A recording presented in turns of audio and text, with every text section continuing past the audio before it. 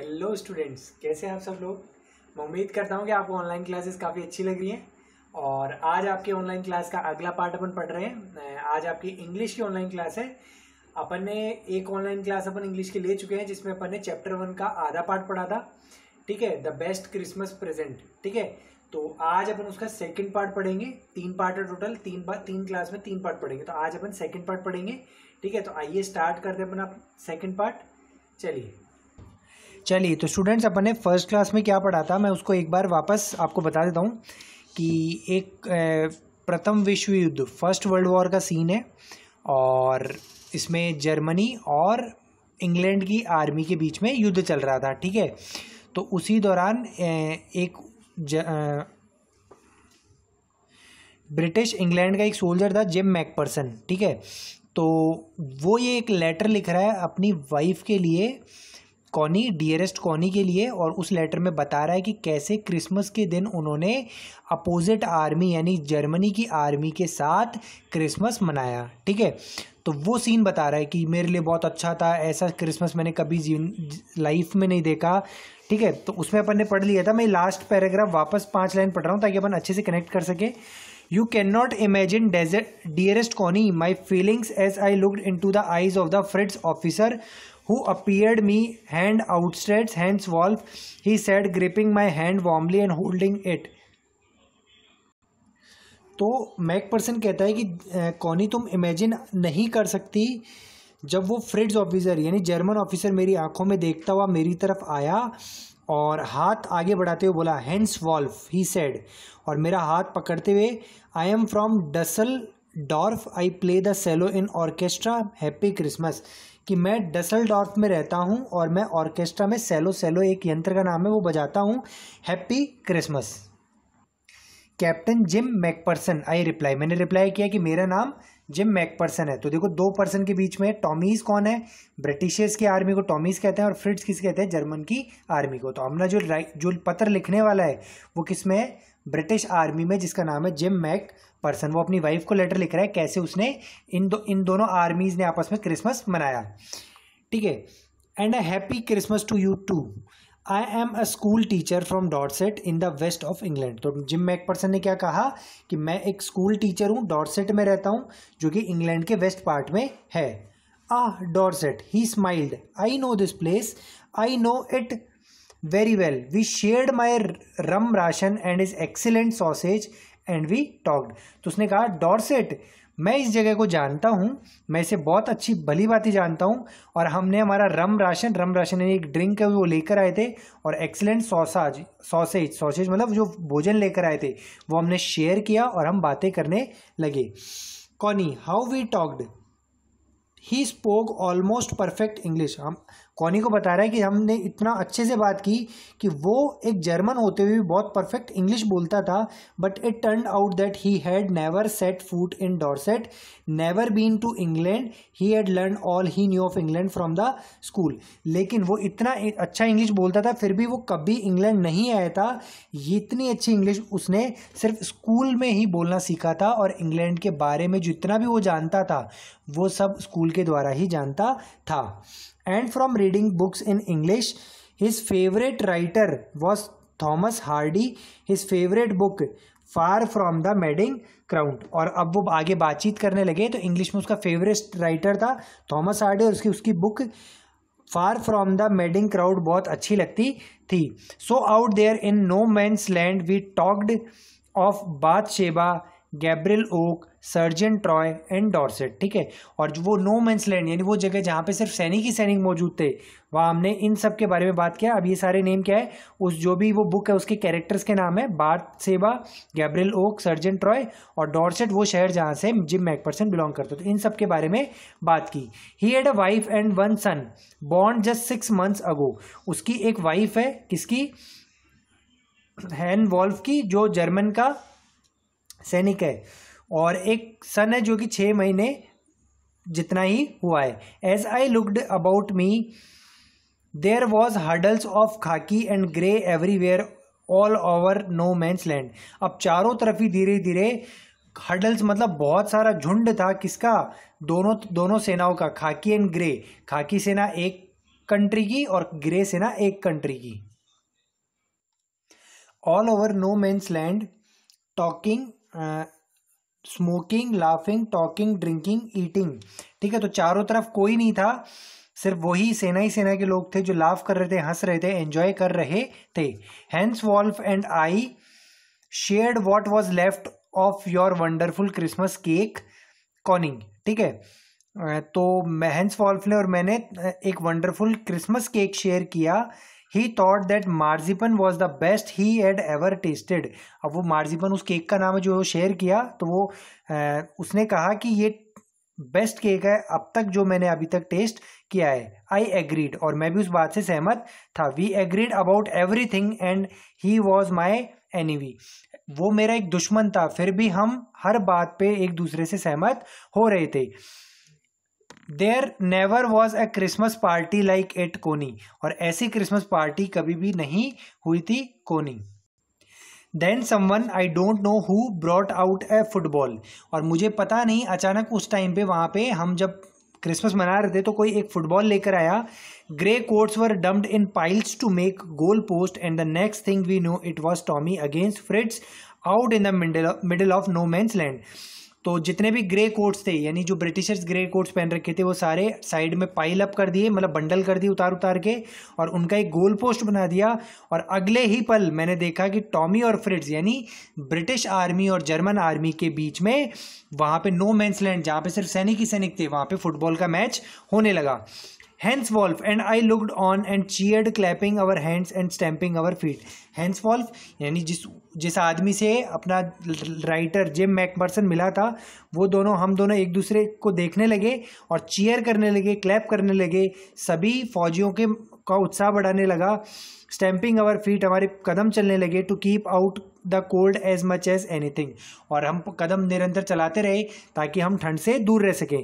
There was moment when I noticed our breaths mingling in the air between us. हम इतने एक दूसरे के नज़दीक थे कि हम एक दूसरे की सांस को भी महसूस कर सकते थे। यहाँ बता रहा है कि देखो इतने पावरफुल एनिमीज़ है एक दूसरे के, वर्ल्ड वॉर चल रहा है, फिर भी दोनों में कितना आपस में एक मेलजोल बढ़ रहा है। He saw it too and smiled Jim McPherson, he said after a while. वो भी मेरी तरफ देखा और वो भी स्माइल किया। जिम मैकफर्सन बोला, he said after a while, I think this is how we should resolve this war. तो उसने बोला, हेंस वॉल्फ ने जिम मैकफर्सन को बोला कि एक यही तरीका है जिससे हम ये वॉर को ख़त्म कर सकते हैं। रिजॉल्व मतलब ख़त्म करना। फुटबॉल मैच, काश ऐसा युद्ध की जगह एक फुटबॉल मैच से इस युद्ध का मतलब परिणाम आता। No one dies in football match, क्योंकि फुटबॉल मैच जब अगर होता तो उस फुटबॉल मैच में कोई मरता नहीं है। नो चिल्ड्रन आर ऑर्फेंड, कोई बच्चे अनाथ नहीं होते। नो वाइफ्स बिकम विडोज, कोई भी पत्नियां विधवा नहीं होती। यानी मतलब वो कितनी अच्छी बात कर रहा है कि वो चाहता है कि युद्ध खत्म हो जाए, और काश युद्ध का जैसा परिणाम भी अगर हमें फुटबॉल मैच से मिलने लग जाए, युद्ध की चीज़ें भी, तो कितना अच्छा हो, कितना सर्वनाश होने से बच जाए, कितनी पत्नियां विधवाएं होने से बच जाए, कितने बच्चे अनाथ होने से बच जाएं। तो सोच रहा है कि काश ऐसा फुटबॉल खेल से ही युद्धों का परिणाम आता। I had prefer cricket, I told him. अब जिम मैकफर्सन बोलता है कि मैं क्रिकेट प्रेफर करता, वो थोड़ा मजाक कर रहा है। Then we Tommies could have been sure of winning probably, अगर क्रिकेट होता तो फिर तो हम पक्का जीत ही जाते युद्ध। अब ये यहाँ पे जिम मैकफर्सन मजाक कर रहा है, क्योंकि इंग्लैंड वाले क्रिकेट बहुत अच्छा खेलते हैं, उनको क्रिकेट अच्छा लगता है, इसलिए उन्होंने कहा कि काश अगर फुटबॉल की जगह क्रिकेट गेम होता, मजाक में कह रहा है कि तो हम पक्का जीतते। We laughed at that and together we watch the game, और हम दोनों मिलकर हंसने लगे और गेम को देखने लगे। सेड टू से, काफ़ी से Connie, Fritz won 2 goals to 1, but as Hans Wolf generally said our goal was wider than their, so it was quite fair. ठीक है, तो कोनी काफ़ी मतलब थोड़ा सा दुखी वाली बात है कि हम हार गए, वो फ्रिट्ज वॉन जीत गए, टॉमीज मतलब जर्मन्स हार गए, फ्रिट्ज जीत गए 2 goals to 1, 2-1 से हार गए हम। बट हेंस वॉल्फ ने बड़ी उदारता से कहा कि हमारा गोल पोस्ट ज़्यादा बड़ा था, इसलिए जर्मन वालों ने आसानी से 2 गोल कर दिए और वो आसानी से जीत गए। That the time came and all too soon when the game was finished, और धीरे धीरे टाइम बीतता गया और पता ही नहीं चला कि कब गेम ख़त्म हो गया। और ऐसा लगा जैसे मानो थोड़ा ही पल हुआ वो गेम खेलते हुए, क्योंकि वो इतना शांति का, इतना पीस, इतना मज़ेदार पल था कि उनको पता ही नहीं चला कैसे ही टाइम बीत गया। The snaps and the rum and the sausage had long since run out. अब खाने पीने का सारा सामान भी ख़त्म हो चुका था। And we knew it was all over. हमें पता था कि अब ये क्रिसमस की सेलिब्रेशन ख़त्म हो चुकी है। I wished Hans well and told him I hoped he would see his family again soon. और मैंने हैंस वोल्फ को एक बार वापस वेरी क्रिसमस के लिए शुभकामनाएं दी और कहा कि मैं उम्मीद करता हूं कि मैं ज़रूर तुमसे और तुम्हारी फैमिली से एक बार मिलूंगा। That the fighting would end we could all go home. जब ये युद्ध ख़त्म हो जाएगा और हम जब घर चले जाएंगे तब मैं ज़रूर तुमसे मिलूंगा। I think that is what every soldier wants on both sides. और मैं ऐसा सोचता हूँ कि हर सैनिक यही सोचता है कि कभी ये युद्ध खत्म हो जाए और वो अपने घर जा सके। हैन वॉल्फ सेड, हैन वॉल्फ ने कहा कि मैं भी यही सोच रहा हूँ कि हर सैनिक यही चाहता है। हैन वॉल्फ ने आगे कहा, take care Jim McPherson, I shall never forget this moment nor you. अपना ध्यान रखना जिम मैकफर्सन, मैं इन पलों को कभी नहीं भूल पाऊंगा और उम्मीद करता हूं तुम भी नहीं भूलोगे। He saluted and walked away from me slowly unwillingly. उसने मेरे को सैल्यूट किया और मेरे से दूर अपनी सेना की तरफ, अपने मतलब ट्रेंचेस, अपने जहाँ पे वो सेना लगी हुई थी उनका स्थान था वहाँ उनकी तरफ चलता गया। अनविलिंगली, मानो जैसे उसकी इच्छा नहीं हो रही थी इस सेलिब्रेशन को छोड़कर जाने की। आई फेल्ट, मुझे ऐसा फील हुआ कि वो नहीं जाना चाहता था। He turned to wave just once and then he became one of the hundreds of grey coated men drifting back towards their trenches। और वो धीरे धीरे मेरी तरफ वेव करता हुआ मेरे से दूर चलता गया और धीरे धीरे वो ग्रे कोटेड यानी जर्मन जो आर्मी थी उसमें जाके मिल गया और बहुत सारे जर्मन आर्मी के लोग हमसे दूर जाते गए और अपने ट्रेंचेस मतलब जहाँ पे वो युद्ध के लिए छिपकर बैठते थे वहाँ पर जाकर उसकी तरफ जाने लगे। That night back in our dugouts we heard them singing a carol। और उस दिन हम जब रात को अपने डगआउट मतलब रात को जहाँ पे सैनिक विश्राम करते हैं वहाँ पर आए तो हमने उनकी कैरोल, एक प्रकार का गीत है वो उस गीत गाने की आवाज़ सुनाई दी। And singing it quite beautifully, और वो काफ़ी मधुरता से गा रहे थे। ठीक है, ये कौन कह रहा है? जिम मैकफर्सन कह रहा है, ब्रिटिश आर्मी का सैनिक। किसके बारे में कह रहा है? जर्मन आर्मी के लिए कह रहा है। इट वॉज स्टाइल नैच, अभी सॉन्ग का नाम है स्टाइल नैच साइलेंट नाइट, ये वाला सॉन्ग वो गा रहे थे। Our boys gave them a rousing chorus of wild shepherds watch, और हमारे आर्मी भी उनका प्रोत्साहन करने लगी और फिर हमने ये गाना गाया, वाइल्ड शेफर्ड्स वॉच, उनके प्रोत्साहन में ये गाना गाया। We exchange carols for a while and then we all fell silent. तो हम आपस में मिलकर ये गीत दोनों गीत गाने लगे और फिर धीरे धीरे बात सब शांत हो गया, हम सोने की तरफ चले गए। We had our time of peace and goodwill, a time I will treasure as long as I live.